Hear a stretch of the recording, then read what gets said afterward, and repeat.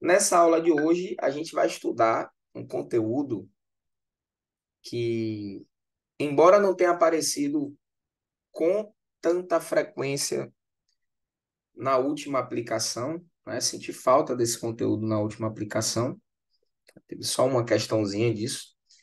É um conteúdo que tem uma TRI muito boa quando cai. O que é que significa?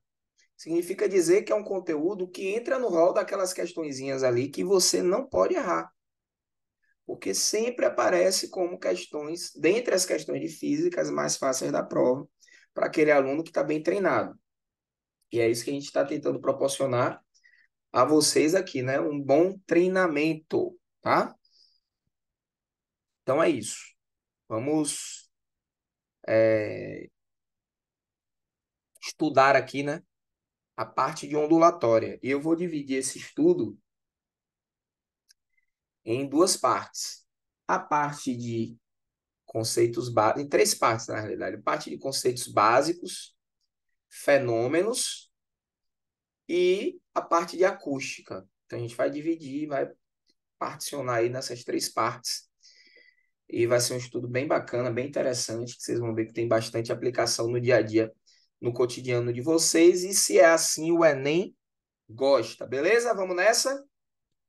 Qualquer coisa, vocês já sabem, podem perguntar, podem interagir, podem dizer qual é a dúvida de vocês. Ok, vamos nessa. Let's go. Então, ondulatória. Vamos começar com a parte aqui dos conceitos básicos, os conceitos fundamentais da ondulatória. Tá todo mundo me ouvindo aí direitinho, né? Todo mundo consegue me escutar de boa, né? Tô aqui estreando meu manto novo, minha camisa nova que eu ganhei de Dia dos Pais, aproveitando a oportunidade, parabenizar aí a todos os pais aí de vocês, tá? Prestar aí a minha homenagem. Aqueles que estão presentes aqui nesse plano, aqueles que não estão mais também, mas estão guardados na memória e no coração, com certeza, né? Vamos lá. Então, começaremos aqui com a definição de pulso. O que são pulsos? Que é um pulso, tá? Bom, pessoal, o que vai originar uma onda é um pulso, beleza? Então, os pulsos são nada mais, nada menos do que perturbações, vibrações que ocorrem num determinado meio. Então, toda vez que o meio vibra, ele vai gerar um pulso. Por exemplo, a gente tem a nossa pulsação aqui, né? Vou tocar aqui, ó. Aqui assim, ó. Essa região aqui, ó. Você consegue sentir, ó, o pulso, né? Tá no coração, ó. Você consegue sentir o pulso. São vibrações que ocorrem devido ao fluxo sanguíneo, né? Devido aos batimentos do coração também. Então, a gente pode monitorar isso também, inclusive, né? Através de um monitor cardíaco, que fisicamente a gente chama aquele monitor cardíaco de osciloscópio. Por quê? Porque é um medidor de pulsações, um medidor de oscilações, um medidor de vibrações. Vamos chamar isso de osciloscópio, tá? Então, toda vez que você vibra um meio, você produz um pulso, tá? Toda vez que você vibra um meio, você produz um pulso. Beleza? Ó, pega a visão. Take lá the vision. Let's go. Bom, já o que são ondas? Bom, toda vez que você tem uma sucessão de pulsos, ou seja, você produz periodicamente uma sucessão de pulsos, e esses pulsos eles vão se propagar transportando energia e quantidade de movimento. A gente diz que essa sucessão periódica de pulsos transportando energia e quantidade de movimento é o que a gente define como sendo uma onda. Aí eu tenho uma representaçãozinha imagética através de uma animação do que seria uma onda eletromagnética. Eu tenho pulsações se propagam aí, estão se propagando aí na vertical e no plano entrando e saindo do quadro. E temos uma direção de propagação em horizontal. Então, isso está gerando pulsos, vibrações que se propagam periodicamente, transportando energia e quantidade de movimento. A gente chama isso de onda, tá? Detalhe, ondas não transportam matéria. A onda pode interagir com a matéria, ela pode transferir energia para a matéria, ela pode ceder energia para a matéria, mas a onda não transporta matéria, tá? Ponha isso na sua cabeça. Onda não transporta matéria. Onda transporta energia e quantidade de movimento, tá bom? É isso que a onda ela transporta. A matéria não. Ela interage com a matéria, pode transferir energia para a matéria, mas ela não transporta a matéria, não leva a matéria consigo, tá bom?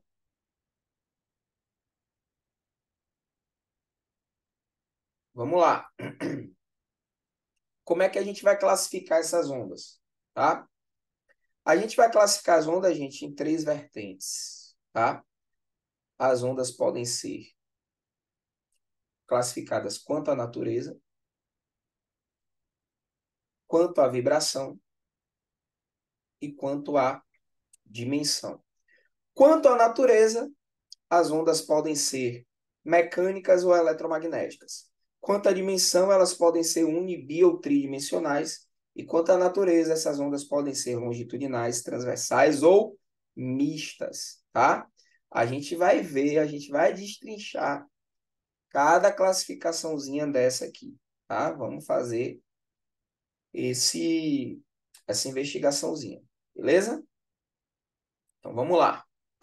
Quanto à natureza, como é que eu difiro uma onda da outra quanto à sua natureza? É simples.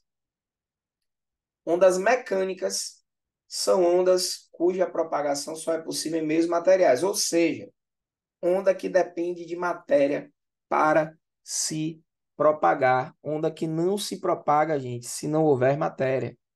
Então, exemplo dessas ondas mecânicas, eu vou ter aqui, ó, eu vou ter a onda em cordas, né? Ondas em cordas. Eu vou ter a onda sonora, o som. Eu vou ter ondas em molas. Eu vou ter ondas em líquidos, superfícies de líquidos, tá? São exemplos de ondas mecânicas, ondas que necessitam de uma matéria, de um meio material para se propagar, ondas cuja propagação não é possível se não houver matéria. Então, para a onda mecânica se propagar, tem que ter matéria. Já as ondas eletromagnéticas são ondas que se propagam em qualquer meio material, mas principalmente no vácuo, tá? Principalmente no vácuo. Então, ondas eletromagnéticas são ondas que vão se propagar em qualquer meio, principalmente, especialmente no vácuo, tá? Essas ondas eletromagnéticas aí, pessoal, elas vão estar classificadas em ordem crescente de frequência e decrescente de comprimento de onda. Então, tenho aqui ó, as ondas de rádio, as microondas, o infravermelho, a luz visível. Visível a quem essa luz? Visível ao olho humano. O ultravioleta, os raios X e os raios gama. Aqui a gente vai fazer alguns comentários acerca dessas ondas eletromagnéticas, começando pelas ondas de rádio. Então, as ondas de rádio, elas são largamente utilizadas na parte de transmissão de sinais de TV e de rádio, né? Então, importantes aí para a difusão do sinal de TV, do sinal de rádio, são as ondas de rádio, tá? Bom, subindo mais um pouquinho, a gente tem as microondas. As microondas, elas são largamente utilizadas nas telecomunicações, gente, ó. Vocês têm um emissorzinho aí, ó, de ondas de rádio, o celular, de microondas, perdão, que é o celular. O celular, ele vai emitir e captar na faixa das microondas. Ah, professor, tem o forno microondas também, né? Tem. Inclusive, vamos lembrar uma coisinha que é uma habilidade exigida para o estudante que vai prestar a prova do Enem. Lembrando que a prova do Enem é uma prova de competências e habilidades. É muito comum, é muito comum a gente falar, ouvir falar também que o forno micro-ondas causa câncer. Quem conhece alguém aí, gente, que já ouviu isso, já viu isso acontecer, do familiar dizer o forno micro-ondas causa câncer? Quem conhece alguém aí? Eu mesma falava isso, aí depois eu descobri que não era bem assim. Exatamente. Isso aí é senso comum, não tem embasamento científico nenhum. Então, diferenciar o conhecimento científico do senso comum é uma habilidade importante para o Enem. Então, forno micro-ondas não causa câncer, tá, gente? Não causa câncer. As micro-ondas não causam câncer. Fique tranquilo, despreocupado. Pode aquecer os seus alimentos no forno micro-ondas, que você não corre risco nenhum. O único problema, preste bem atenção no que eu vou lhe falar, é o seguinte: tem determinados recipientes que eles não foram feitos, eles não foram projetados para irem ao forno micro-ondas, tá? Na realidade, são recipientes que não foram projetados para receber calor. E eu vou dar um exemplo clássico, tá? Um exemplo clássico. Gente, qual é a maior frustração que a gente pode sentir quando a gente abre um congelador de uma geladeira numa casa? Qual a maior frustração? Na realidade, é a segunda maior frustração. Que a primeira maior frustração é você abrir e tá vazio. Abrir o congelador tá vazio, isso dá uma tristeza, né? Não tem nada. Mas a segunda maior frustração, você sabe Do qual é? pote de sorvete? É você abrir o pote de sorvete e ter o que dentro? Ter feijão. Ter feijão, né? Ô, rapaz, você chega naquela vontade de tomar um sorvetinho quando você abre. Ô, rapaz, sorvete que você abre é feijão. Uma coisa muito comum que as pessoas fazem é pegar o potezinho de sorvete e levar no micro-ondas. Só que aquele plástico ali, gente, se eu não me engano, é feito à base de um material chamado, um hidrocarboneto chamado de polietileno. E esse polietileno, quando aquecido, pode liberar substâncias tóxicas na comida. E isso pode causar problemas de saúde. Então, veja, o problema não é o forno micro-ondas. O problema é você usar um recipiente inadequado no forno micro-ondas. Eu, particularmente, eu gosto de utilizar aquele sempre um recipiente refratário. Sempre um recipiente refratário. Eu prefiro usar um recipiente refratário no forno micro-ondas, tá? Mas assim, tem recipiente de plástico que é adequado para usar no forno micro-ondas? Tem, que não vai causar nenhum mal a você, tá? O forno micro-ondas não causa câncer, pessoal. Isso é fake news, tá? Outra coisa que vocês devem tomar cuidado, aquele copinho, gente, do cafezinho, aquele copinho plástico, aquilo ali também não é projetado para pegar calor, não, viu?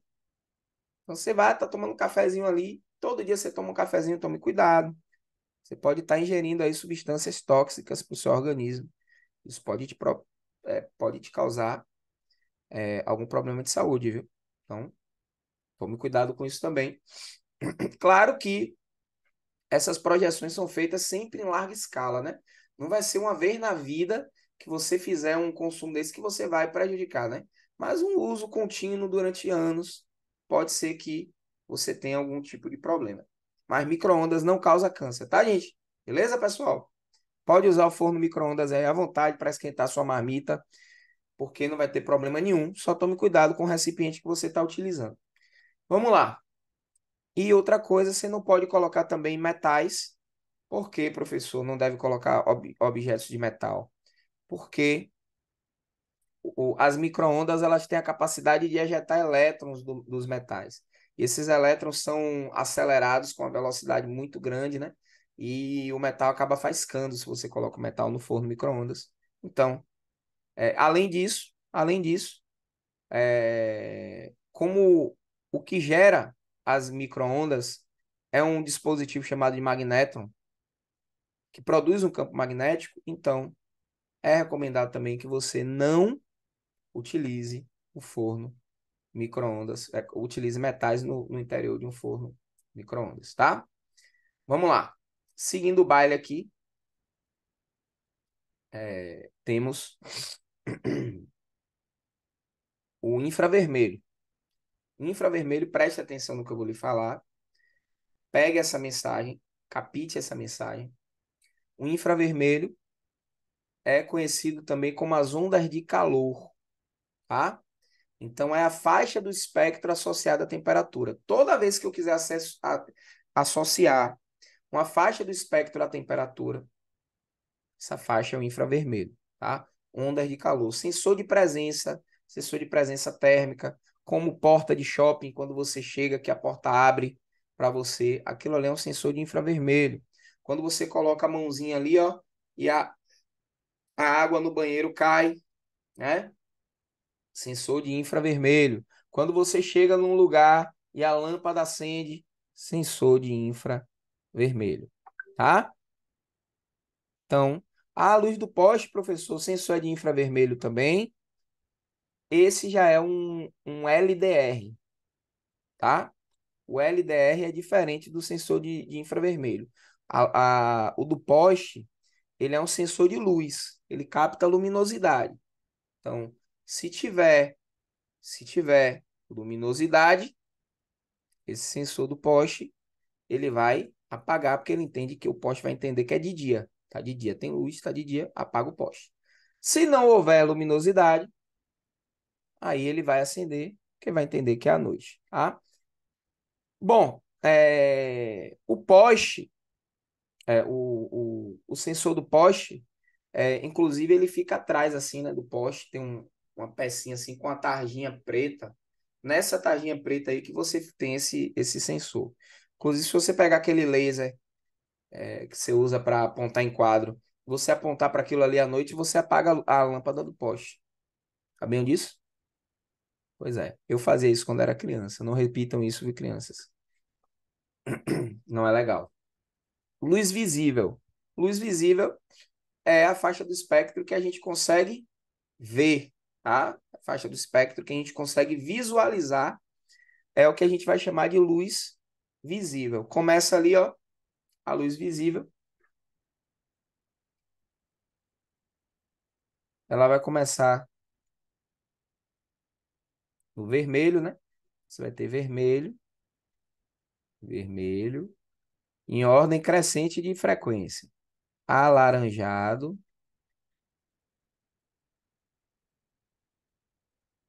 amarelo,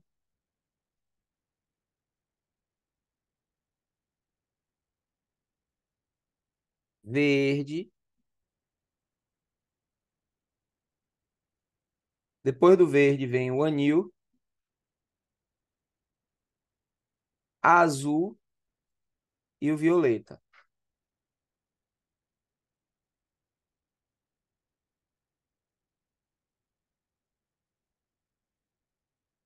E o violeta.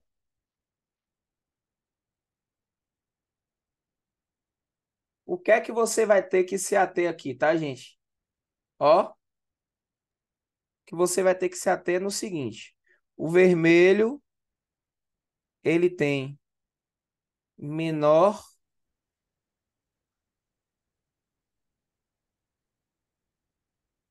menor frequência e maior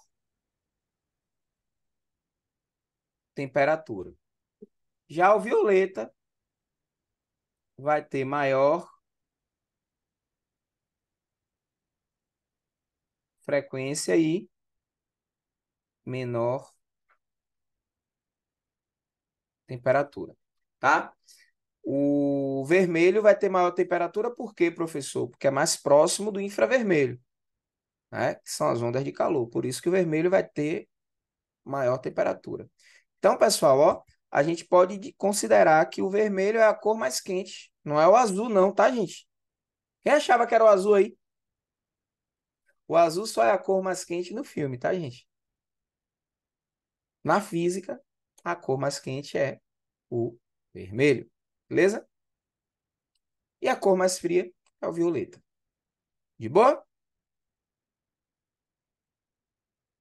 Bom, subindo aqui, aí pronto. Aí pronto. Agora a gente entra aqui na parte do espectro. Deixa eu entrar na parte do espectro aqui, que é a parte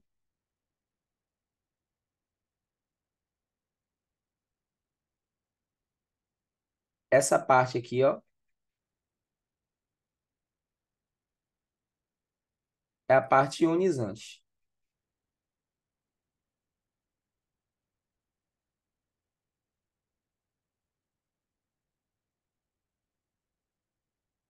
Tá? É a parte ionizante. Gente, ionizante, capaz de produzir íons, ou seja, capaz de romper ligações químicas, tá? Então, tem energia suficiente para romper uma ligação química. É ionizante. Ok.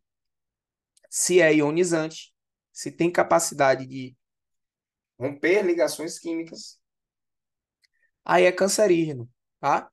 Porque pode produzir íons no nosso corpo. Os íons, gente, na biologia, esses íons, eles são chamados de radicais livres, tá? Então, a radiação ultravioleta em diante são responsáveis, né, do ultravioleta para cima, podem produzir radicais livres no nosso corpo, íons. E isso pode gerar anomalias como o câncer. Beleza? E você pode morrer a depender do grau de exposição. A gente começa com ultravioleta, tá? Ultravioleta, gente, vai estar dividido em três níveis. Você vai ter três níveis aqui do ultravioleta, tá? Você tem o UVA, o UVB e você vai ter o UVC, tá? Bom, UVA, cerca de 70 a 90% consegue transpassar a camada de ozônio. O UVB, você tem de 10 a 20% transpassando essa camada de ozônio.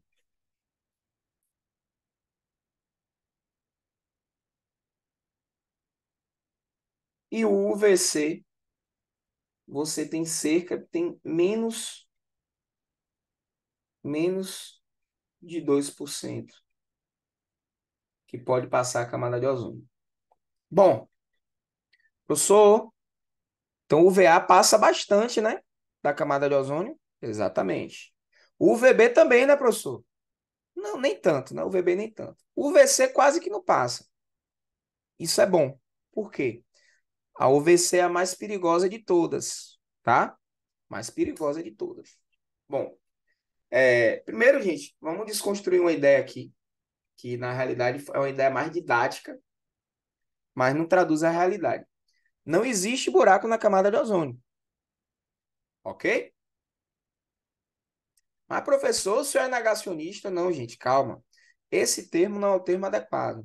Na realidade, o que acontece é que em algumas regiões há um estreitamento, um afinamento da camada de ozônio. Não é um buraco, tá? Vocês pararem para imaginar. Um gás, você tem um gás ali, né? Uma camada gasosa. Você fazer uma broca numa camada gasosa e o gás em volta não se reorganizar para, como é que eu posso dizer? Para ocupar aquele buraco, não faz sentido, né? Então tem uma broca lá, não existe, esse buraco não existe. que acontece é que em algumas regiões você tem um estreitamento da camada, a camada fica mais fininha. E aí a camada mais fininha, ela fica mais propensa à passagem de radiação vinda do espaço, especialmente a radiação ultravioleta, tá? Então, o que é que acontece? Vai passar mais UVA do que o que deveria, mais UVB do que o que deveria, e mais UVC também do que o que deveria. E isso pode ser prejudicial não só à saúde, mas ao clima na Terra, né? E há diversas outras questões. Bom, a título de saúde, a radiação ultravioleta ela tem poder de penetração meramente cutâneo, ou seja, é uma radiação que só vai penetrar a sua pele. É por isso que essa radiação ela está amplamente associada aos casos de câncer de pele, tá? Bom, seguindo aí, é... raio-x. Os raios-x eles vão ser emitidos quando você faz com que elétrons eles colidam numa placa metálica. A colisão de elétrons numa placa metálica produz esse tipo de radiação chamada de raios X. Por que raios X, professor? Porque quando esse experimento foi feito, você, né, colocar elétrons acelerados para colidir numa placa metálica, esses elétrons acelerados colidindo na placa metálica emitiam uma radiação até então desconhecida. E os cientistas, os físicos, têm a mania de chamar tudo aquilo que é desconhecido de quê, gente? De X, né? O X da questão. Enfim, por isso que são raios X. Beleza? Tranquilo? Bom, os raios-x têm poder de penetração na carne, mas não tem poder de penetração nos ossos, tá, gente? Então, raio-x não atravessa os nossos ossos, mas atravessa a nossa carne. É por isso que a gente consegue fazer um exame de contraste, né? A gente pegar e bombardear o nosso braço com raio-x e atrás a gente colocar uma chapa metálica com a lâmina fotográfica. O que é que a gente vai visualizar? A gente vai visualizar o raio-x atravessar a nossa carne, mas vai formar um contraste com nossos ossos. E aí fica registrado na chapa fotográfica, né? A imagem dos nossos ossos. É por isso que a gente utiliza os raios-x para fazer exames de imagem óssea, tá? Professor, mas eu não corro risco de pegar câncer, não, fazendo raio-x. Meu filhinho, minha filhinha. Primeiro que ali você tem níveis de raio-x bem controlados, tá? Primeiro ponto. Segundo ponto, você não faz raio-x todo dia durante 8 horas por dia.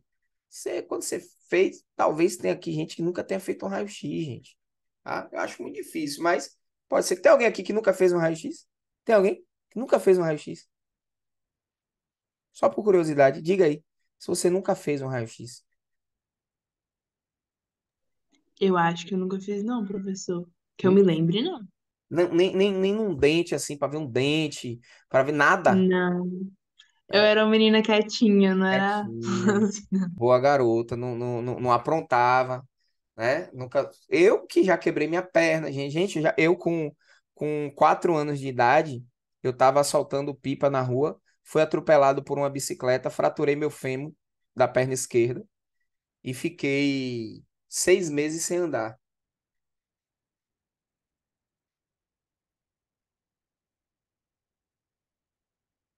Enzo usou o aparelho aí para fazer a documentação do aparelho, você tem que fazer. Exatamente, quem usa aparelho precisa fazer raio-x. Então, gente, ó, mas isso não vai causar câncer a ninguém, tá, gente? Não vai prejudicar a saúde de ninguém. Você fazer um exame de raio-x uma vez na vida, tá? Eu já quebrei a perna esquerda, já quebrei o pé, já, Ave Maria, eu era uma criança que só Jesus tem na misericórdia, viu? Porque eu aprontava. E meu filho é a mesma coisa, gente, vocês não têm noção. Eu acho que assim minha mãe, né, sofreu comigo, meu pai também. Meu pai não, que meu pai dava logo 2 gritos e me botava de castigo. Eu me pelava de medo. Mas quando meu pai não tava, e aí eu saía, aprontava, minha mãe, ela ficava doida comigo. Onde é que tá esse menino? Cadê esse menino? Eu sumia pela rua. Era uma onda, viu? Eu aprontava demais. E aí hoje eu fico com a mesma aflição que minha mãe tinha quando eu era criança. Eu tenho com meu filho, que meu filho apronta pra caramba, tá? Mas fiquem tranquilos que vocês vão fazer o raio-x, mas, mas não vai ter problema nenhum. Agora, vocês devem conhecer alguém que segue essa carreira, né? O pessoal que é média aí, quem pensa aí para o setor de radiologia, tá? Porque você tem, naquele setor ali de radiologia, você vai ter o técnico de radiografia, que é o cara que vai operar a máquina, né? E você vai ter o médico radiologista, que é o cara que vai fazer o laudo do raio-x. O raio-x, ele é laudado por um médico radiologista, né? Então, técnico de radiologia, ele vai operar a máquina, vai fazer o exame, mas quem vai interpretar o exame é o médico, tá? Então, esse médico que vai fazer a interpretação do exame, ele trabalha no setor também. Eu não sei se ele é exposto diretamente, tá? Eu não sei se ele é exposto diretamente. Mas se ele for exposto diretamente, ele vai gozar de aposentadoria especial. Para vocês terem noção, uma pessoa, um técnico de radiologia, ele se aposenta após 18 anos de serviço. Então, trabalhando 18 anos ininterruptos aí na radiologia, a pessoa se aposenta. Só que tem um porém, tá? Tem um porém. Você tem as chances de desenvolver um câncer aumentadas em 700%, tá? Então, se você já tem uma tendência, né? Eu tenho um amigo, por exemplo, que o pai dele teve câncer na próstata não, no reto. O pai dele teve câncer no reto. Um irmão dele teve câncer no reto. Então, e o pai do pai, o avô dele, teve câncer no reto também. Então, esse meu amigo, ele faz uma colonoscopia a cada 6 meses. Quem não sabe o que é uma colonoscopia é um exame bem invasivo. Então, por exemplo, se você tem algum tipo de tendência, né? Tem algum. É um histórico, há uma recorrência de determinado câncer na sua família. A área de radiologia não é uma área muito recomendada, né? Menos que você não se importe de aumentar aí em 700% a chance de você ter um câncer, tá? Então é um problema, né? Bom, os raios gama, aí, meus amigos, eu vou dizer para vocês, tá? Quando a radiação é gama, qualquer 10 centavos de raio gama é caixão e vela, tá? E a gente viu isso aí no desastre da usina de Chernobyl. Inclusive, recomendo que vocês assistam a série, tá? Que, se eu não me engano, é no Prime Video. Acho que é do Prime. Me corrijam aí se eu estiver errado, mas é uma série chamada Chernobyl, que conta a história, né, do acidente nuclear mais grave da história da humanidade. A região de Chernobyl até hoje é uma região anecúmena, né? Ela não é habitável, não nasce nada lá, tá? E você tem. A gente teve também em 2010, mais recentemente, após o tsunami que atingiu o Japão, a gente teve aí em 2010 uma, um, um acidente, né, no reator nuclear, na usina nuclear de Fukushima, no Japão.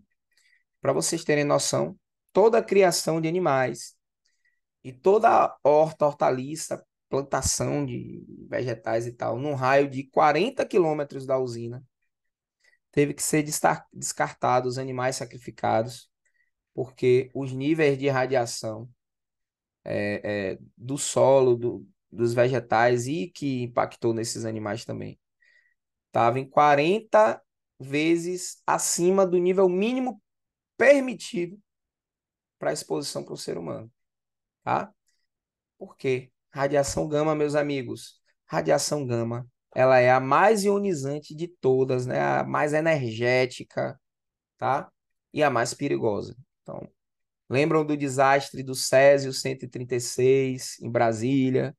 que uma família encontrou num lixo hospitalar, descartado de maneira irresponsável, e toda essa família morreu. Vocês lembram disso, desse caso? Radiação gama, tá?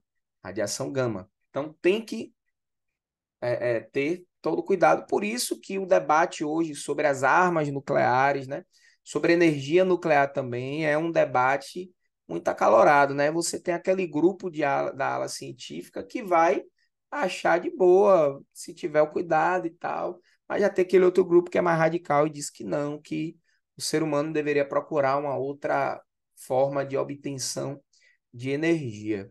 Inclusive, eu não sei se vocês já assistiram, eu quero muito assistir um filme que trata essa temática, filme interessante, é o Oppenheimer, né? O Oppenheimer. Thalisson, você acha que é possível o Oppenheimer aparecer nesse Enem?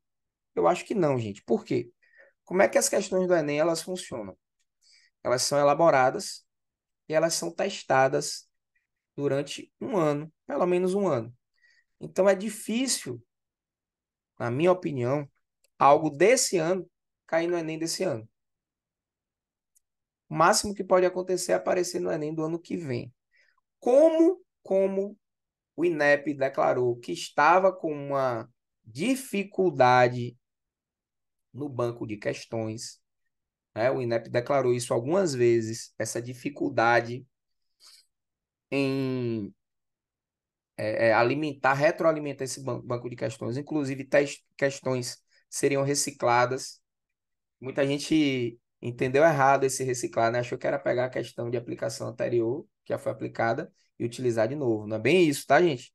O reciclar questões é você pegar questões que foram testadas e que falharam, você reformular essas questões e aplicar, tá? Então, basicamente foi isso.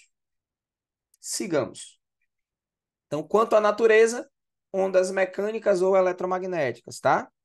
Foi isso que a gente discutiu nesse slide anterior. Quanto à vibração, as ondas podem ser longitudinais, transversais ou mistas. Então, vamos entender cada uma delas aqui. Vou passar logo o slide todo. Vocês visualizarem ondas longitudinais, transversais e mistas de uma só vez. Então, gente, uma onda longitudinal. Veja aqui, ó. Veja que a mãozinha, ela está vibrando, ó, na horizontal. E veja que o pulso que está sendo produzido na molinha também é horizontal. Tem um pulso horizontal. Ou seja, a vibração e a propagação ocorrem em direções coincidentes. Sempre que a direção de vibração e a direção de propagação forem coincidentes, a gente vai estar diante de uma onda longitudinal, tá? Direção de vibração coincide com a direção de propagação. Onda longitudinal, beleza? E a onda transversal? O que é a onda transversal? Bom, são ondas em que a gente vai ter já o seguinte. Você vai ter, observe aqui, ó, que nesse caso aqui, ó, eu estou vibrando na vertical, ó. Eu vibro na vertical e a onda se propaga na horizontal. Ou seja, a direção de vibração e a direção de propagação são perpendiculares entre si, formam um ângulo de 90 graus, né? O ângulo formado aqui é um ângulo de 90. Toda vez que isso acontecer, a onda será considerada transversal, tá? Galera, ó, um exemplo de uma onda longitudinal, vai ter o som, tá? O som em meios fluidos. Meios fluidos é uma onda longitudinal, tá? Transversal, professor. Todas, eu disse todas. Isso é uma generalização na física, uma coisa que não é comum, tá, gente? Generalizações na física não são coisas comuns.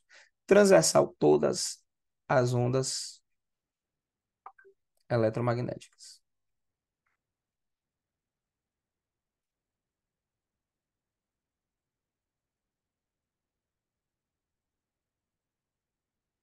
tá? Todas as ondas eletromagnéticas são ondas transversais. E mista, eu quero que você observe para esse GIF, para essa animaçãozinha aqui, para você entender a onda mista.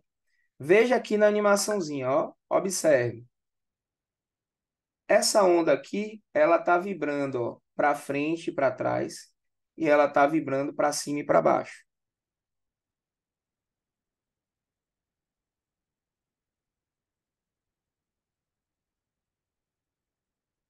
Então, tem vibração, ó.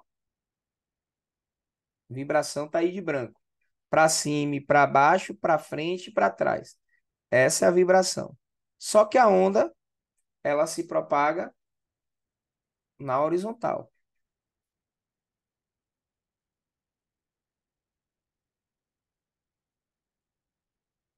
Então, veja, ó.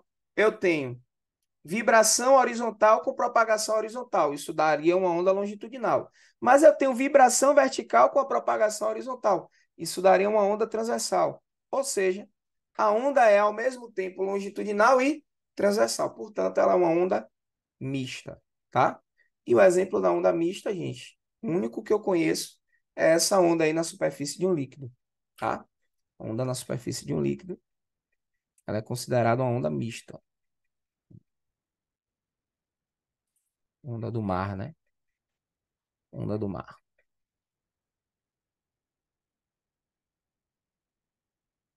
Onda mista. Beleza?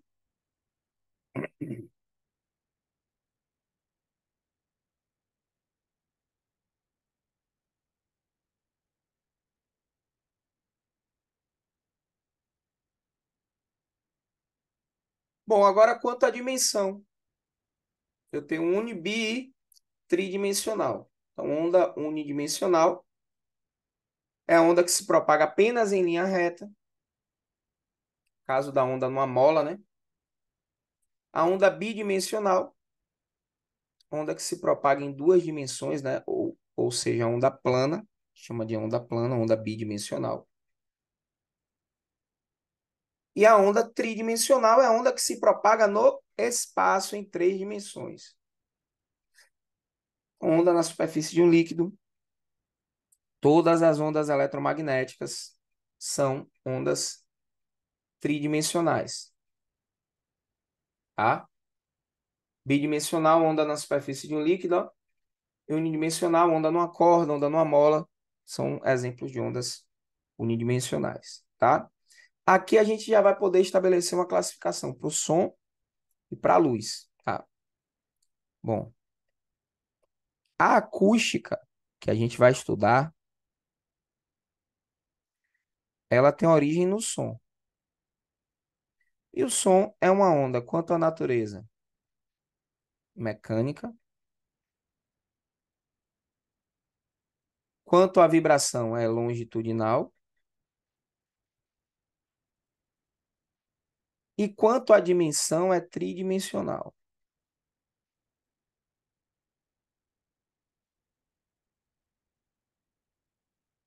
Já a ótica tem origem no estudo da luz. E a luz, quanto à natureza, é uma onda eletromagnética.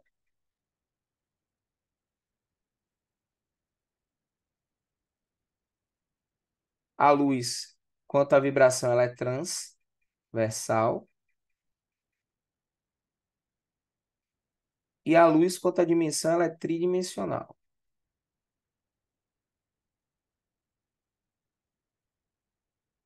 Lembrando que o som não se propaga no vácuo, mas a luz sim. A luz se propaga no vácuo. O som não. O som não se propaga no vácuo. A luz, ela se propaga no vácuo. O som não se propaga no vácuo. A luz se propaga no vácuo. O som não se propaga no vácuo. A luz se propaga no vácuo. Porque toda onda eletromagnética se propaga no vácuo, né, gente? Então, pegue a visão em relação a isso aí. Elementos da onda. Então, tem aí, ó. Primeiro, como é que a gente chama esse sinal da onda, tá, gente?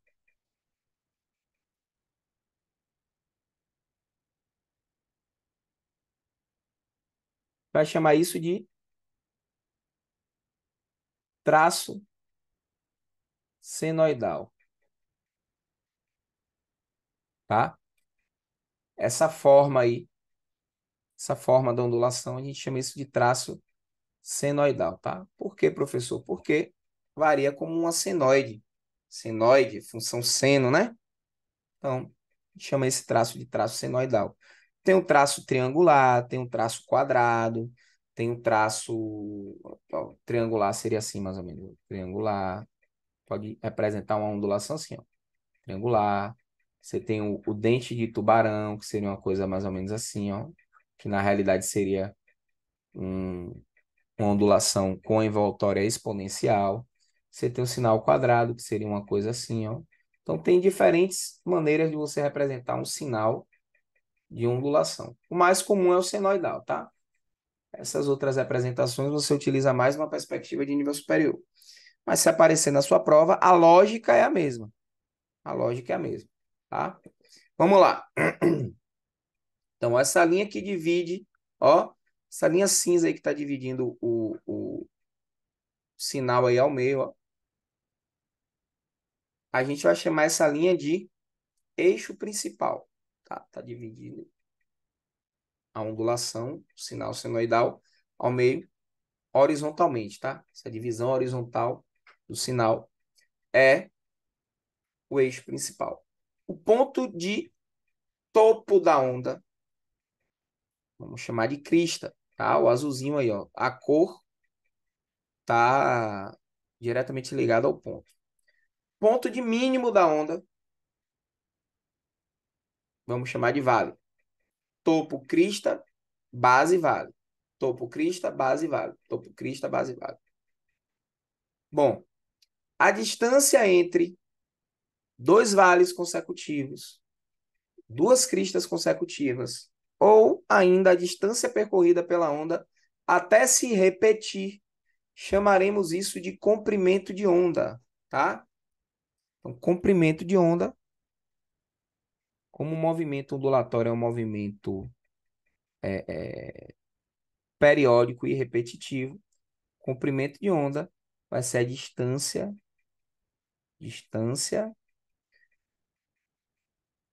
percorrida, percorrida pela onda até que ela se repita.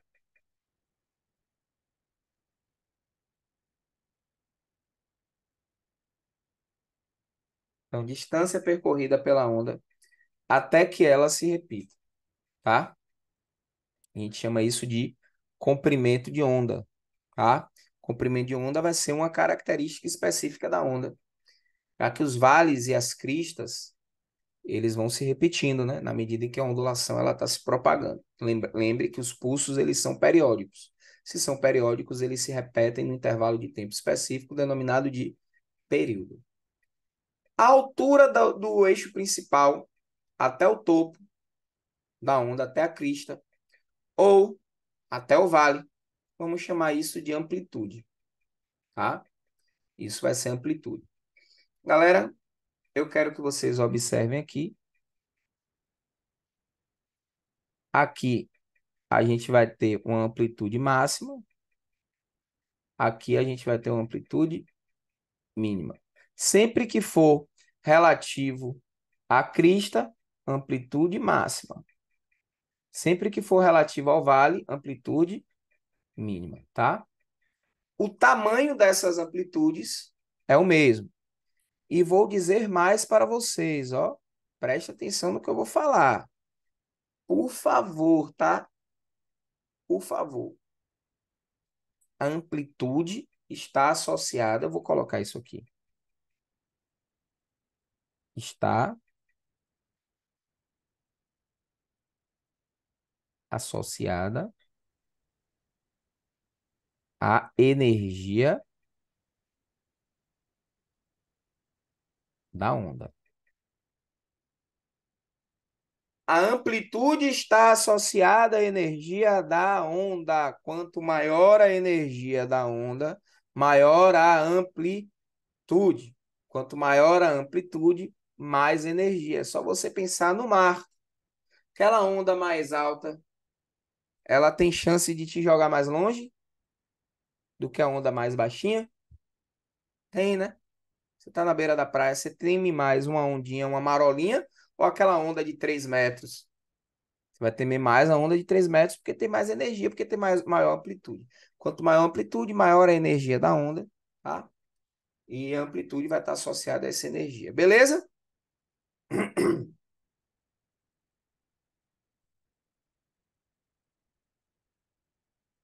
Alguma dúvida, gente? Todos me ouvem aí direitinho? Sim, tranquilo, Thales. Vocês estão compreendendo direitinho? Eu Sim, deu para entender.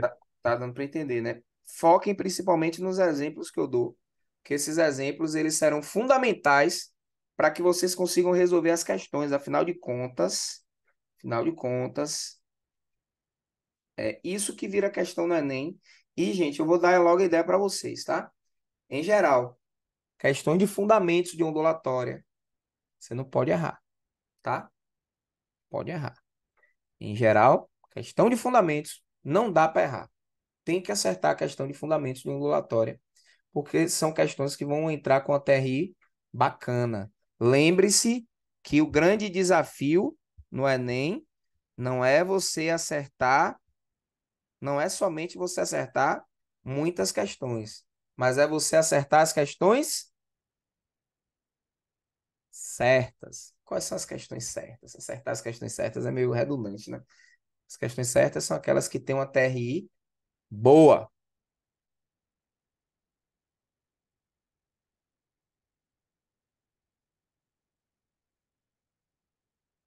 Bom, período e frequência, tá? O que é período, gente? A gente já falou de período quando a gente trabalhou o movimento circular. Período é um intervalo de tempo gasto para que um dado evento se repita. Só que no caso do movimento oscilatório das ondas, que evento é esse que se repete? São os comprimentos de onda. Então, a cada comprimento de onda, o tempo que eu gasto para percorrer cada comprimento de onda, eu chamo isso de período, tá? E a frequência, professor? A frequência vai ser o número de vezes que esse evento se repetiu no decorrer do tempo, tá? No caso, o evento, comprimento de onda. Quantos comprimentos de onda se repetiram no decorrer do tempo? Isso vai dar a frequência com que os comprimentos de onda aparecem. Então, eu observo 3 comprimentos de onda por segundo. Eu observo, ou seja, 3 repetições por segundo. Então, você vai ter 3 RPS, que a gente vai chamar de Hertz. RPS, repetições por segundo, e Hertz é a mesma coisa. Então, para calcular o período vai ser o intervalo de tempo dividido pelo número de vezes que esse evento se repetiu nesse intervalo de tempo. A frequência vai ser o inverso disso. Vai ser o número de vezes que o evento se repetiu nesse intervalo de tempo. Tá? No sistema internacional, o período é medido em segundos. Já a frequência no sistema internacional, ela é medida em hertz, tá? E aí a gente chega à relação que o período é inverso da frequência, o período é 1 sobre f, e que a frequência é 1 sobre o período também. A frequência é o inverso do período, o período é o inverso da frequência. Então, o inverso quer dizer 1 sobre, tá? Período é 1 sobre f, f é 1 sobre t, ou seja, período é o inverso da frequência, a frequência é o inverso do período. Pessoal, uma unidade usual, além do Hertz, que significa RPS, né?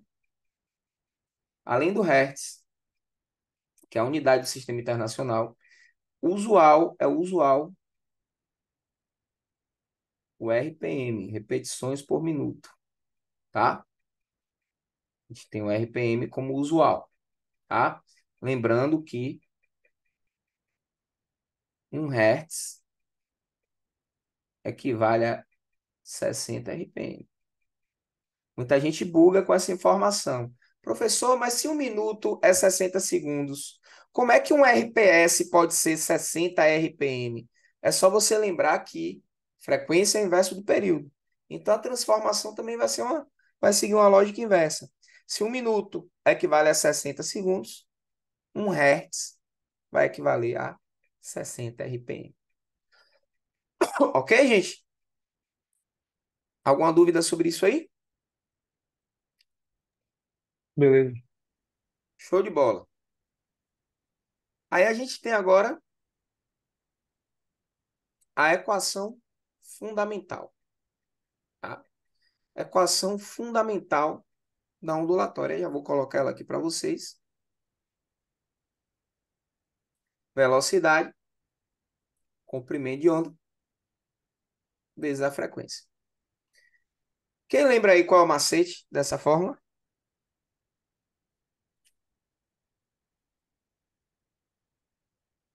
Lembro não, eu. Você não lembra, não? Não lembro não. Pô, o macete dessa fórmula é massa. Vem cá, velho. Se você tá na praia, gravou sem macete, ó, Tony gravou sem macete. Se você tá na praia no verão e alguém te oferece um picolé, o que é que você faz? Ó, você lambe feliz, porque tá calor, né, velho? Você tá precisando daquele picolézinho da praia. Esse é o macete. Você lambe feliz. Tem outro macete também, que é você lambe feridas. Esse eu acho meio nojento. Mas lambe por quê? Porque essa letra aqui, gente, parece um Y de cabeça para baixo. É uma letra grega, lambda. Aí isso é o lambda, tá? Isso que o pessoal usa o lambe, né? Então, velocidade de propagação é o comprimento de onda lambda vezes a frequência f.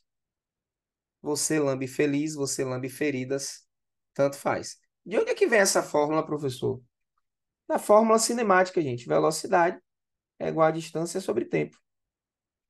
Basta você lembrar o seguinte, que se a gente está falando de ondas, vamos lá. A distância que a onda percorre até se repetir, chamamos isso de comprimento de onda. É o lambdazinho ali, né? É o lambda.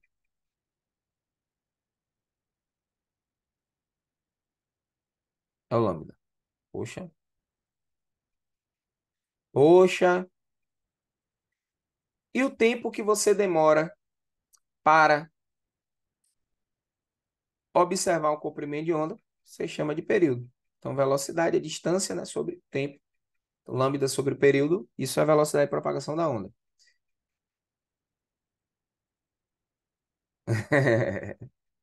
Ô, Tony, você tem que aprender a lutar com as armas que você tem, viu, irmão? Dá para fazer um bom Enem com isso aí. Vamos lá, ó. O lambda, eu posso separar esse produto aqui, ó, da seguinte forma. Isso é a mesma coisa que lambda vezes 1 sobre o período. Só que 1 sobre o período, o inverso da período justamente a frequência. Então, por isso que fica nessa fórmula. V igual a lambda vezes F. Velocidade de propagação é igual ao comprimento de onda vezes a frequência. Pessoal, observação. Ó. Se mantivermos a velocidade constante, o comprimento de onda e a frequência serão inversamente proporcionais. Pessoal, lembram do espectro eletromagnético? Lembram?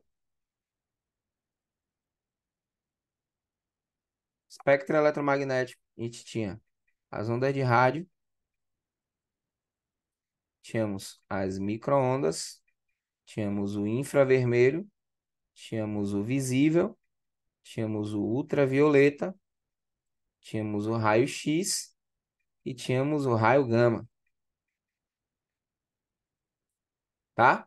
Bom, aqui, pessoal, todas essas ondas, elas se propagam no vácuo com a velocidade c de 3 vezes 10 a oitava metros por segundo.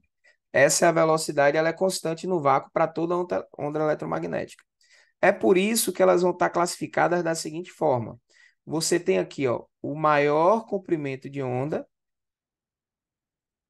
e a menor frequência. Em contrapartida, isso aqui para onda de rádio, ó. Onda de rádio tem o maior comprimento de onda e a menor frequência. Em contrapartida, os raios gama vão ter a maior frequência e o menor comprimento de onda, tá? Então, você tem ordem crescente de frequência, você sai no espectro da menor frequência para a maior frequência, e ordem decrescente de comprimento de onda. Então, você sai do espectro do maior comprimento de onda para menor comprimento de onda, tá?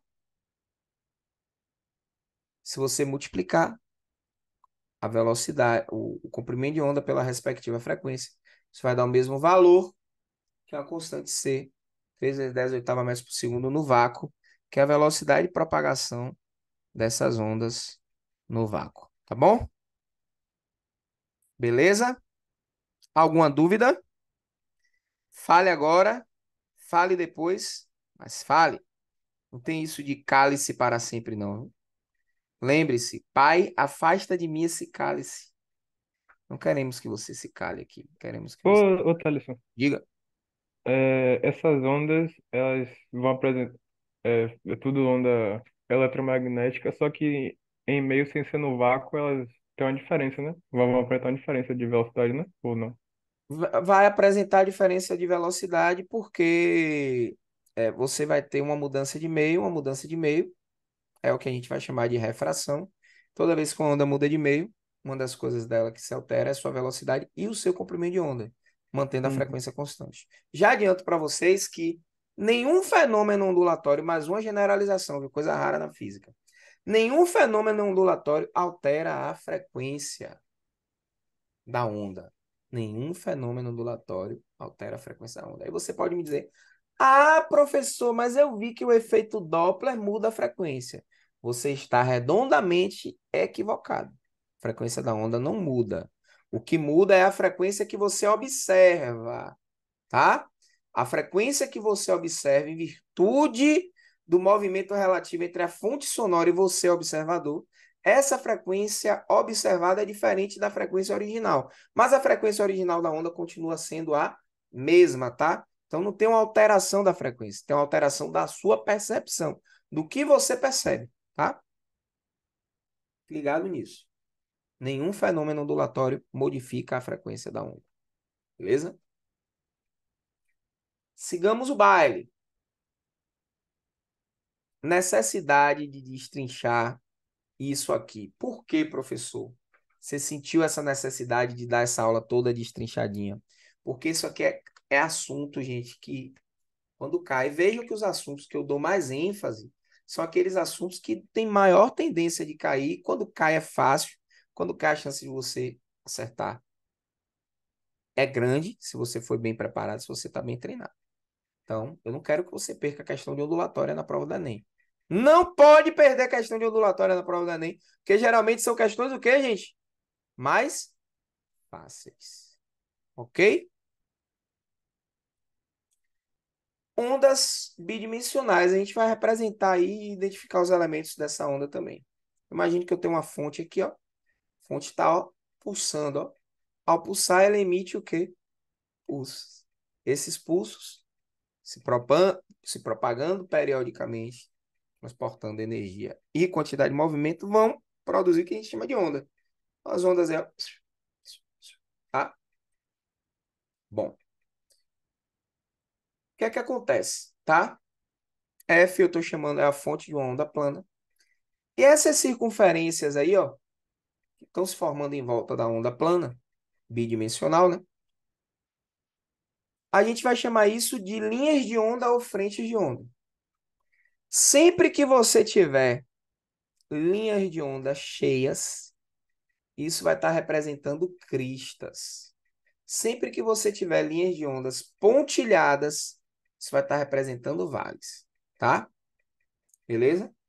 Se duas linhas de onda estão ambas em crista ou ambas em vale, a gente vai dizer que essas linhas de onda possuem mesma fase. Ou seja, ó, ou seja, Isso significa dizer que elas são cofasadas, tá, gente? Então, mesma fase, cofasadas, tá? Agora, se duas linhas de onda estão uma em crista e outra em vale, a gente vai dizer que elas possuem fases opostas, tá? Ou opostas em 180 graus, tá, pessoal?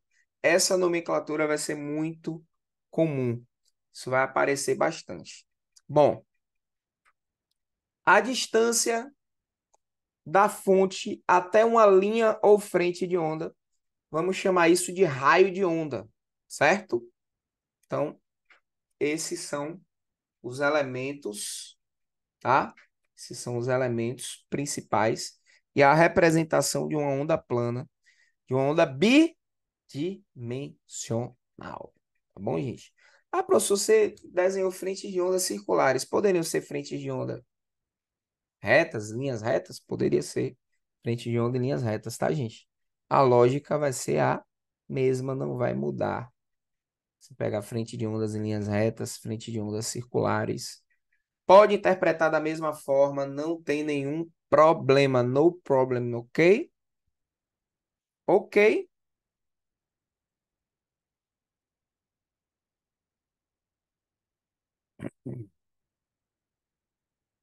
Vamos para a próxima? Let's go to the next. Ixi.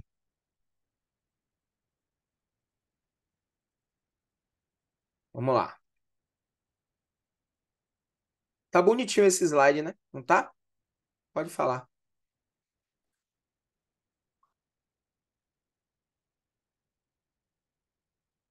Olha aí,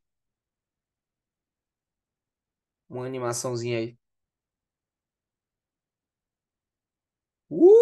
Cara bonitão danado, velho. Agora vamos ver a parte dos fenômenos. Um fenômeno da física falando de fenômenos da física. Olha que coisa curiosa, né? Pai bonito. Essa camiseta aí do Chapo Chaves, metade ao Chaves, metade ao Chapolin Colorado. Ó, não contavam com minha astúcia? Sigam-me os bons. Vocês não sabem o que é isso, né, gente? Vocês não têm idade para ter assistido Chaves no SBT. Vocês não viveram isso. Vocês não viveram o período Pô, em que a única diversão que a gente tinha de tarde era assistir Chaves no SBT. Você já assistiu? Ó, já, mano. Chaves passava até um dia desse aí, pô. Todo passava mundo até um dia viu. desse, velho. Porra, Um dia desse, uns anos atrás, né? Mas passava. porra, velho. E era massa, velho. Porra, você assistia. Véi, uma coisa que a gente não cansava de assistir era Chaves, velho. Eu não cansava de assistir Chaves, velho. E eu dava risada mesmo. Eu gravava as falas de Chaves. Era massa. Gravava. Era muito massa, Chaves, velho. Pra mim, Chaves foi uma das coisas mais revolucionárias, assim. Como uma coisa simples. Até mesmo porque o Chaves remetia muito, pra mim, muito a minha situação de dia a dia, velho. De brincar na rua. Na minha rua tinha aquela pessoa que tinha aquela condição financeira menorzinha, tinha aquela pessoa que tinha uma condição financeira melhorzinha, mas todo mundo era pobre. E a Vila dos Chaves é isso, né? Você tem o cara mais lenhado, né, que era o Chaves. Você tem aquele cara que não era tão lenhado assim, mas era desempregado, fazia um bico aqui, fazia um bico ali e tal, que era o seu Madruga, né? Você tinha aquela pessoa que era pensionista, né, que estava recebendo uma pensão e tal, que era a dona Florinda. Professor que tinha uma condiçãozinha melhor de vida, que não morava na vila, que era o professor Girafales, e o seu Barriga também, né, que era o dono dos apartamentos, né? Aquela velha aposentada, que era a dona Clotilde, a bruxa de 71. Aquele pessoal que aparecia de vez em quando, que era pop. Conheço todos os personagens, tá vendo? Tinha aquele grandão também, que agora eu esqueci o nome dele, velho. Um sacaninha grandão, que era da escolinha, ele aparecia mais na escolinha. Mas era massa, velho. Chavinho era massa. Chiquinha, choro da Chiquinha, clássico. Choro do Chaves, pi, pi, pi, pi, pi, pi, pi, entrando no barril. Era massa demais, velho. Bom, vamos estudar aqui todos os fenômenos ondulatórios, tá, gente? Bom, já adianto para vocês. Já vou adiantar para vocês o seguinte. O que é mais importante? Vai ter parte de cálculo, Thalisson? Vai. Só que no tocante aos fenômenos, eu vou deixar claro para vocês aqui o seguinte. Dominem o conceito. Dominem o conceito. Dominem o conceito.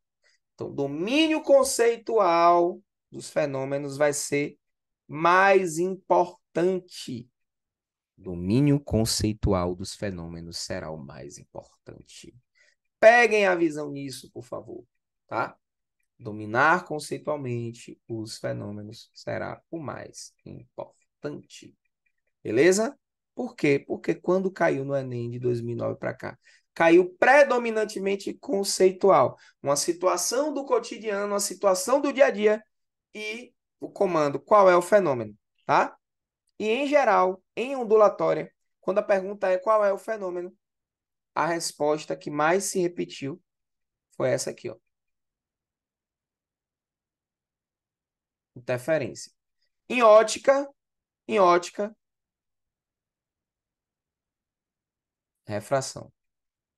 Então, os dois fenômenos que você vai precisar saber assim com mais cuidado são os fenômenos da interferência, da refração, tá? Beleza, meu povo? Alguma dúvida? Posso seguir o baile? Antes de seguir o baile, gente, minha garganta secou que eu vou pegar uma aguinha rapidinho, dar um break, um pause break aí. É o bom que você está sentado aí, dá uma espreguiçada, levanta, né? Dá uma reoxigenada no cérebro pra gente voltar. Rapidão, um minutinho só.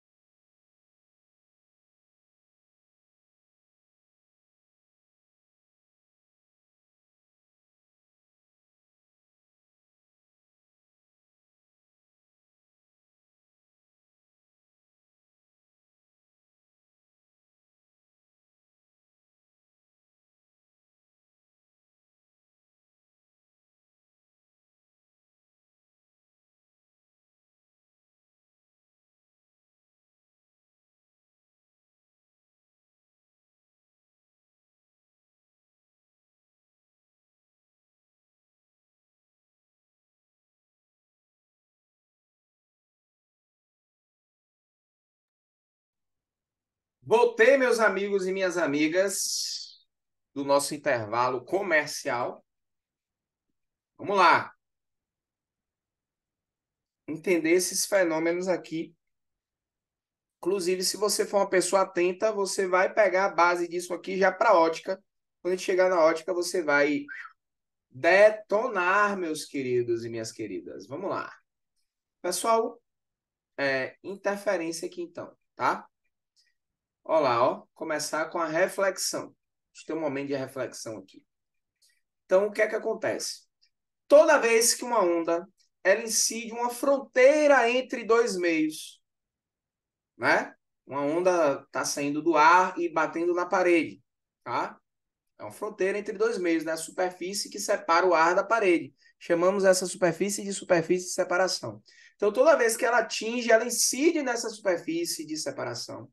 E ela retorna ao meio de origem, ou seja, ela bate e volta, ela não passou. Bateu, voltou.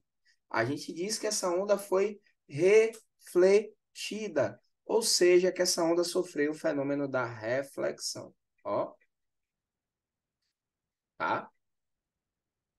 Isso pode acontecer de maneira uni, bi ou tridimensional, tá, gente? Aí, ó. Olha a reflexão de ondas aí, gente, tá? Após a reflexão, opa, perdão. Após a reflexão, a frequência, o comprimento de onda e a velocidade permanecem os mesmos. Então, a reflexão não altera nenhuma dessas características da onda, tá, gente? Velocidade, frequência, comprimento de onda permanecem inalterados. Não muda nada disso após a reflexão. Beleza? Posso seguir o baile? Pode sim. Vamos nessa então. Ó, reflexão unidimensional, reflexão de ondas numa corda, tá? Eu tenho a corda aqui, gente. Observem bem a animação, por favor. Percebam que a corda de cima, ela está fixada na haste metálica. Ela o anelzinho ali, ele não sobe e tampouco desce. Na corda de baixo, veja que você tem um movimentozinho do anelzinho. Ele está subindo e descendo. A gente vai classificar isso como extremidade fixa, a corda de cima, e extremidade livre, a corda de baixo. Então, na extremidade fixa, o pulso refletido ele sofre inversão de fase. Tem até uma musiquinha, ó. Na extremidade fixa rola a inversão de fase. Vai em crista, volta em vale. Vai em vale, volta em crista. Na extremidade fixa rola a inversão de fase. Vai em crista, volta em vale. Vai em vale, volta em crista, tá? Então, se a extremidade da corda for fixa, o pulso sofre inversão de fase. Se ele chega em crista, ele volta em vale. Se ele chega em vale, ele volta em crista. Agora, na extremidade Corta aí, livre. vai. Oi? Oi? Foi mal. Abriu o áudio aqui sem querer. Na extremidade livre, não rolar inversão de fase. Vai em crista, volta em crista. Vai em vale, volta em vale. Tá? Na extremidade fixa, rola a inversão de fase. Vai em crista, volta em vale, vai em vale, volta em crista. Na extremidade livre, não rola a inversão de fase. Vai em crista, volta em crista, vai em vale, volta em vale. Ok?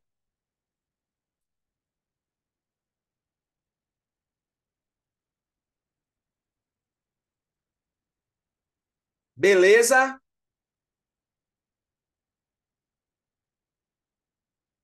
Beleza, então. Beba água.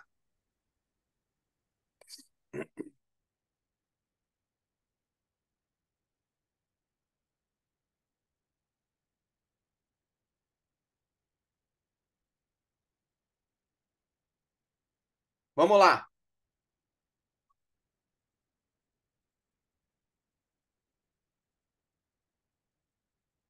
Reflexão bidimensional, onda plana, ó. A gente vai ter duas leis, tá? Então vamos ter aqui, ó, o seguinte. Vamos ter aqui.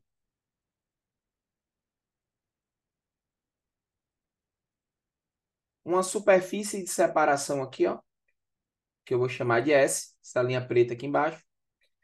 Vamos ter aqui ó, o raio de onda que chega na superfície de separação no ponto. Vamos chamar de raio incidente. O raio de onda que é refletido pela superfície, vamos chamar de raio refletido. E a reta que é perpendicular à superfície no ponto, que vamos chamar de RN, reta normal. Tá? Alfa é o ângulo formado entre a reta normal e o raio incidente, portanto, o ângulo de incidência. Beta é um ângulo formado entre a reta normal e o raio refletido, portanto, ângulo de reflexão, tá? Então, para toda e qualquer reflexão de ondas, Essas leis aqui vão servir para ótica também, tá, gente? Então, essas duas leis vão servir para ótica, mesma lei da ótica. Para toda e qualquer reflexão de uma onda, seja ela luz, seja ela o som, são válidas essas duas leis, tá? Então, sejam Rn, a reta normal, a superfície de separação, o ponto. Ri, o raio de incidência, né, o raio de onda incidente. Rr, o raio de onda refletido. Alfa, o ângulo formado entre Rn e Ri, ou seja, o ângulo de incidência. Beta, o ângulo formado entre Rn e Rr, ou seja, o ângulo de reflexão. Teremos, primeira lei, Ri, Rn e Rr são coplanares, ou seja, pertencem sempre ao mesmo plano, não há mudança de plano, tá? E a segunda lei, o ângulo de incidência é igual ao ângulo de reflexão, tá? Então, essas são as duas leis da reflexão das ondas, beleza?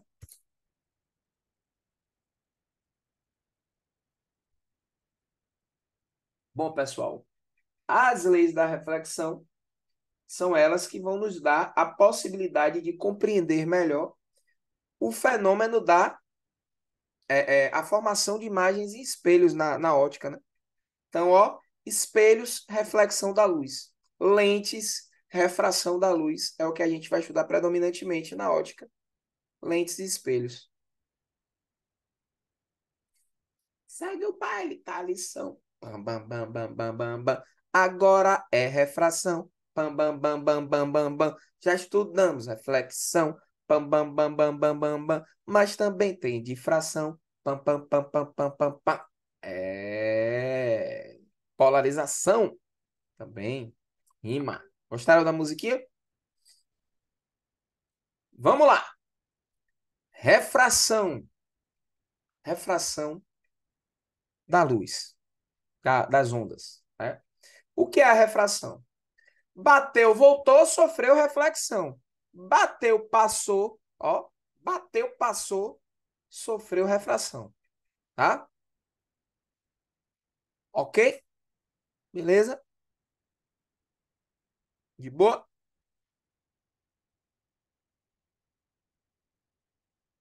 Então, Beleza. toda vez que a luz, a onda, né? A onda, ela incide a superfície de separação entre dois meios. E ela muda de meio, ela sai de um meio para o outro. Consequentemente, a sua velocidade vai mudar. E a gente chama isso, essa mudança de meio da onda, acompanhada de uma mudança na sua velocidade de refração. Isso é a refração. Tá? Mudança de meio da onda, acompanhada de uma mudança da sua velocidade. Isso é a refração. Então, aí, ó, a imagem do meio é refração na ótica, né? Impressão do lápis está quebrado, né? Isso é uma ilusão de ótica causada pela. Ó, a questão Enem. Durante uma aula de ciências no laboratório de sua escola, Ian ficou intrigado ao observar que um lápis posto dentro de um copo de água causava-lhe uma impressão visual de como se ele estivesse quebrado. Aí o comando da questão é: qual o fenômeno ondulatório ou qual fenômeno óptico, né? Qual fenômeno ondulatório? Tanto faz, é a mesma coisa, tá, gente? Qual fenômeno explica essa percepção tida por Ian? Letra A, reflexão. Letra B, refração. Letra C, difração. Letra D, interferência. Letra E, polarização. E aí? E aí? Se cair, você não pode errar. Refração.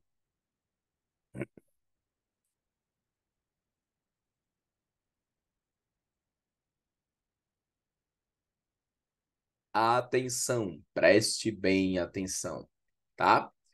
A frequência permanece a mesma na refração, mas o comprimento de onda e a velocidade mudam, viu, gente? O comprimento de onda e a velocidade mudam. Então, pegue a visão em relação a isso aí. Take lá the vision, tá? Como é que pode ser a refração unidimensional, professor? Refração unidimensional. Vamos lá, ó. Vamos estudar dois casos. Da corda menos densa para a mais densa. Então, da corda menos densa para mais densa, o que é que vai acontecer? Ó? Saindo o pulso de uma corda mais fininha para uma corda mais grossinha, mais calibrosa. Ó, esse pulso, quando ele chegar na fronteira entre as duas cordas, vai se dividir em dois. Uma metade vai sofrer reflexão com fase invertida e a outra metade vai sofrer refração mantendo a mesma fase, tá? Então, o pulso refratado mantém a fase, mas o pulso refletido tem sua fase invertida. Agora, quando você tem a onda saindo da corda mais densa para a menos densa, mais uma vez você vai observar uma separação desses pulsos. No entanto, o pulso refletido, ele não sofre inversão de fase. Pulso refratado também não, tá? Então, ambos os pulsos mantêm a mesma fase quando a onda está saindo da corda mais densa, a corda mais grossona, a corda menos densa, aquela corda mais fininha. Ok? As frequências antes e depois, elas são iguais, tá? Aí é só você lembrar o seguinte: V é igual a lambda vezes F. Portanto, F vai ser igual a V sobre lambda, não é? É isso? Só você lembrar disso aqui, ó. Você pode fazer o triângulozinho também, se você quiser. Ó, triângulozinho.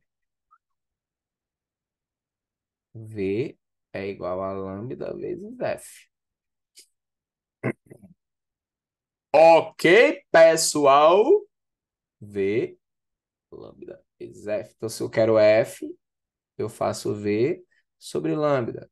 Se eu quero V, eu faço lambda vezes F. Se eu quero lambda, eu faço V sobre F. O triângulozinho tem essa utilidade, né? Bom, dito isso, quem vai ser F1? F1 vai ser V1 sobre lambda 1. Quem vai ser F2?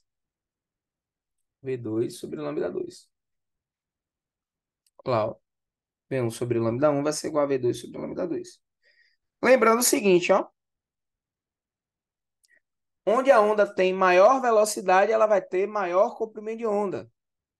Onde ela tem menor velocidade, ela vai ter menor comprimento de onda. Tá? Para que a nossa razão aí, ela mantenha a mesma proporção. Ok, pessoal? Tranquilo? Ô, Oi, ô Thales, professor, Diga. Oi? pode pode falar. falar. Ih, rapaz, combinou aí. Tá, show. Eu vou falar aqui logo. Tem alguma relação entre VA e VB ou... Tem, tem. Porque eu chamei de V1 e F1 e F2. Mas Ah, você tá, vai ter entendi. VA sobre lambda A é igual a VB sobre lambda B, Ah, sim, entendi. tá? Agora, para reflexão, a velocidade que ela mantém é a mesma VA. Uhum. Qual a outra pergunta? E, professor, por que que, tipo, vai mudar o pulso refletido de acordo com a densidade da corda? Porque aqui, ó, é só você pensar que como essa corda aqui é mais grossa, é como se a corda fina tivesse mais dificuldade de levantar a corda grossa, entendeu? Então é como se essa extremidade aqui ficasse uma extremidade fixa para reflexão. Por isso que o pulso sofre inversão de fase. Mas já aqui, ó, a corda grossa, ela vai ter mais facilidade de levantar a corda fina. Então é como se aqui ficasse uma extremidade livre. Então por isso que vai ficar mais fácil, por isso que o pulso refletido, quando você sai da corda menos densa para mais densa, ele sofre essa inversão de fase. Já o pulso refletido da corda mais densa para a corda menos densa, ele não vai sofrer essa inversão. A lógica está nisso aí.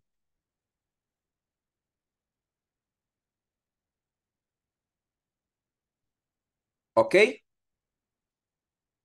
Ok. Let's bora, vamos go.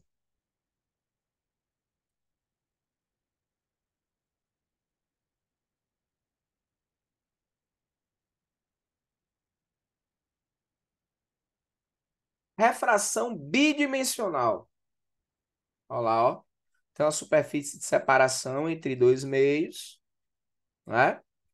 Tracei a reta normal, tem um raio de onda incidente Esse raio de onda, quando passa, sofre refração. Então, reta normal, raio de onda incidente, raio de onda refratado. O ângulo formado entre a reta normal e o raio de onda incidente, eu vou chamar de θ1. O ângulo formado entre o raio de onda refratado e a mesma reta normal, eu vou chamar de reta 2, de θ2. Tá? Vejam que houve um desvio, beleza? Ah, professor, sempre que tem refração tem desvio? Não. Se o raio tiver incidindo assim, ó. Oh, meu Deus. Se o raio tiver incidindo assim, ó,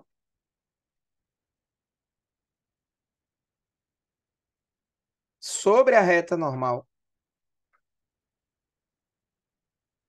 a onda sofre refração e não desvia, tá? Então, essa ideia de que sempre desvia a onda sempre é desviada na refração, isso é uma generalização inverdade, é uma inverdade, tá? É uma generalização falsa, tá? Porque se o raio de onda coincidir com a reta normal, vai ter refração e não vai desviar. Eu já vi professor falar que a refração é o desvio sofrido pela luz pela onda quando ela muda de meio. Que absurdo! Nem sempre quando tem refração tem desvio, tá? Então, essa generalização ela é falsa.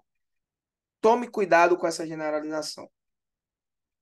Dito isso, vamos seguir aqui, ó. Primeira lei da refração é igual à lei da primeira lei da reflexão, né? RI, RN, RR são coplanares, não tem mudança de plano durante a refração. E a segunda lei é a lei de Snell-Descartes, que vai dizer o seguinte, ó, que o seno do ângulo de incidência sobre o seno do ângulo de refração vai ser igual à razão entre as velocidades V1 e V2, tá? E a gente vai poder dizer também que λ1 sobre λ2 é igual a V1 sobre V2, tá, pessoal? Essa é a lei. Na ótica, a gente vai fazer uma adaptaçãozinha dessa lei, que eu já vou mostrar para vocês como é que vai funcionar essa adaptação. Ó. Na ótica, a gente vai dizer o seguinte, como V1 vai ser C, que é a velocidade da luz no vácuo, sobre N1, sobre N1, que é o índice de refração no meio, e V2 é igual a C sobre N2. Então, você vai ter que V1 sobre V2, quando você fizer essa razão, vai ser a mesma coisa que N2 sobre N1. Aí, na, na ótica, a gente vai usar aqui o seno de θ1 sobre o seno de θ2 é igual a N2 sobre N1. Quando a gente faz o produto cruzado, a gente tem N1 seno de θ1 igual a N2 seno de θ2. Eu vou ensinar para vocês o que é índice de refração quando a gente estiver falando na ótica, mas basicamente já adianto para vocês que o índice de refração mede a refringência no meio. A refringência do meio significa dizer o quanto que esse meio favorece a passagem da luz, tá? Então, quanto menor o índice de refração, mais favorável esse meio é a passagem da luz. Quanto maior o índice de refração, menos favorável, né? Mais dificuldade o meio coloca para a passagem da luz. Então, na ótica seria assim, tá? Bom, difração. Difração. Bom, quando terminar a difração, a gente vai finalizar a aula, que é o próximo fenômeno, se eu não me engano, vai vir polarização, depois ressonância e, por último, interferência. Eu vou deixar para a próxima aula para que a gente possa ver esses outros fenômenos assim de uma maneira mais calma, tá? Bom, o que é a difração, gente? Toda vez que uma onda ela contorna um obstáculo ou atravessa uma fenda, tá? E aqui eu já vou colocar um obesizinho, ó, nessa palavra fenda, ó, para você não esquecer essa fenda aqui, ó. e esse obstáculo, eles são, ó, eles são coerentes. Coerentes. E o que é que eu quero dizer com essa palavra coerentes? Obstáculos coerentes, fendas coerentes. O que é que eu quero dizer com isso, meus caros?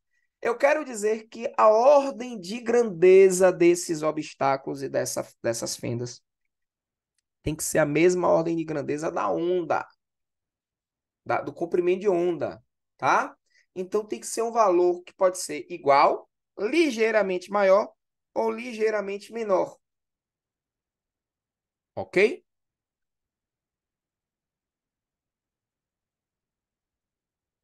Beleza? Pegue a visão disso. Pode repetir, Thales, essa parte aí que cortou aqui. Repito, ó. Obstáculos e fendas coerentes são obstáculos ou fendas cujo tamanho tem a mesma ordem de grandeza do comprimento de onda da onda que sofre refração. Então, o que eu estou querendo dizer é o seguinte, basicamente, que uma broca desse tamanho aqui, com comprimento de onda desse tamanhico, essa broca aqui, essa fenda, vai ser coerente com esse comprimento de onda? Não vai. Por quê? Porque você tem uma broca desse tamanho e um comprimento de onda pitititico. Não é coerente. Então não vai rolar difração. Agora, se eu tenho ó, uma fendinha pequenininha, com comprimento de onda pequenininho, ou uma broca grandona, com comprimento de onda também na mesma ordem, aí eu tenho uma fenda coerente para a difração, tá? A mesma coisa vale para o obstáculo. Beleza? Olhem nessa imagem aqui, ó. Slit quer dizer fenda, viu, gente, em inglês. Então, ó, olha aqui. Olha o tamanho dessa fenda. Olha o tamanho desse comprimento de onda. Mesma ordem. Tem um tamanho próximo. Então, é uma fenda coerente. Nessa imagenzinha aqui é a mesma coisa, ó. A fendinha é coerente, tá? Então, sempre que isso acontece, a gente vai visualizar o fenômeno da difração, tá? Após a onda sofrer a difração, ela permanece com a mesma frequência, mesma velocidade, o mesmo comprimento de onda. As características da onda não vão se alterar. Ok, pessoal? Belezura? Beleza. Vamos seguir o baile aqui. Bom, difração no cotidiano, fração no dia a dia. Ó, quem já fez isso aí? Geralmente, fofocar no banheiro.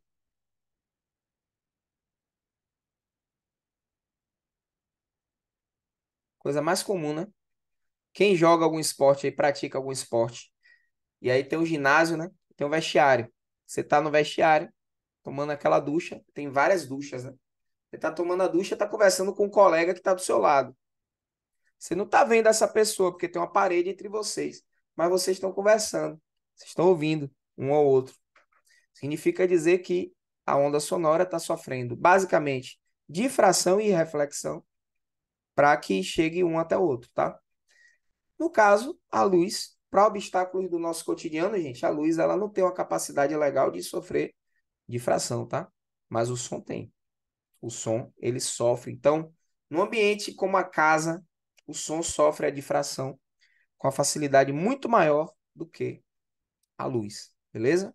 Por quê? Porque os obstáculos nossos do cotidiano têm uma ordem de grandeza, os obstáculos e as fendas do nosso cotidiano, têm uma ordem de grandeza muito mais próxima do comprimento de onda da onda sonora do que do comprimento de onda da onda luminosa, tá, gente?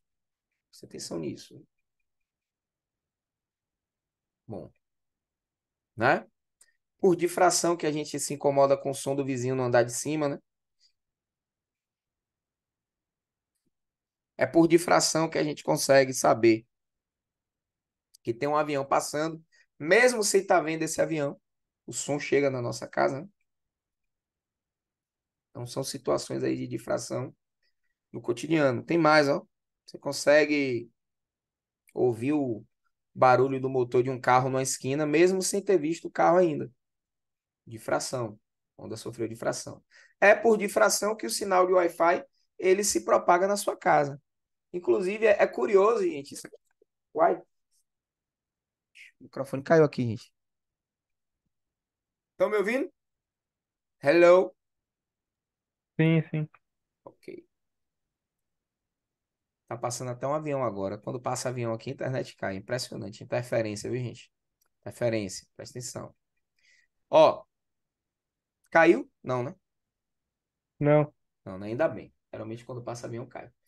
Ó, tem gente até que fala assim comigo, Thalisson, eu no meu quarto, eu não posso deixar a porta do meu quarto fechada, porque senão o Wi-Fi do meu quarto, o Wi-Fi, ele não funciona no meu quarto. Só funciona se eu deixar a porta aberta. Até se deixar uma gretinha na porta, ele funciona, mas se eu fechar a porta toda, não funciona. Ou é uma porta de alumínio, porta de metálica, tá? Por que isso acontece, gente? Porque o sinal de Wi-Fi ele precisa de uma brecha, tá? Precisa de uma brecha. O buraco de fechadura já é o suficiente. O sinal de Wi-Fi ele entrar. A greta da porta, se tiver um espaçamentozinho na porta, assim, ó, uma frestazinha na porta, já é o suficiente para o sinal de Wi-Fi ele entrar para sofrer difração. Se no seu quarto, em algum cômodo da sua casa, não está chegando o sinal, significa dizer que você tem que colocar um roteador nesse cômodo, porque de onde o roteador está até esse cômodo, a onda ela está com dificuldade de sofrer difração, tá, gente?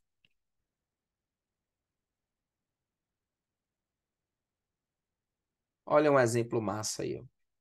Agora, o que é que valida a difração, tá? O que é que explica a difração na realidade? O que explica a difração, que explica essa capacidade de uma onda contornar um obstáculo ou atravessar uma fenda, é um princípio chamado de princípio de Huygens. Ou, se você quiser pronunciar no holandês, né, é o princípio de Christian Huygens. Christian Huygens. É como você pronunciaria aí no holandês, tá? Que é de onde esse cidadão ele nasceu. É a terra deste homem, Christian Huygens. Ele era um físico holandês, das Holandas. E ele percebeu o seguinte, ele fez uma observação para explicar a difração, que cada ponto de uma frente de onda se comporta como fonte dessa própria onda. Então veja aqui, ó, aqui eu tenho várias fendas. E por onde as ondas estão passando por essas fendas, tá? Aqui eu já tenho menos fendas. E as ondas continuam passando. Aqui eu só tenho duas. E as ondas continuam passando. Aqui eu só tenho uma fenda. E a onda continua passando por essa fenda, por essa única fenda. Ou seja, se eu garantir que um ponto da onda, a continuidade da propagação de um ponto da onda, eu garanto a existência da onda. Eu só preciso de um pedacinho da onda para que ela continue se propagando. Esse pedacinho pode ser mínimo como um ponto. Foi isso que o Christian Huygens ele percebeu e transformou isso em um princípio. Esse é o princípio de Huygens, tá? Beleza?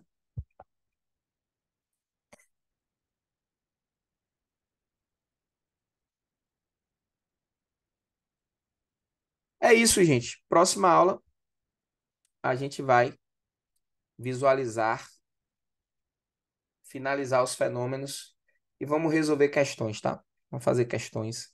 Vamos fazer parte da próxima aula. A gente vai finalizar esse conteúdo e começar as questões e vamos usar uma outra aula para fazer mais questões também. Beleza, meu povo? Tranquilo? Beleza, Tassi. Valeu. Tamo junto, boa noite. Até a próxima. E é nóis. Valeu!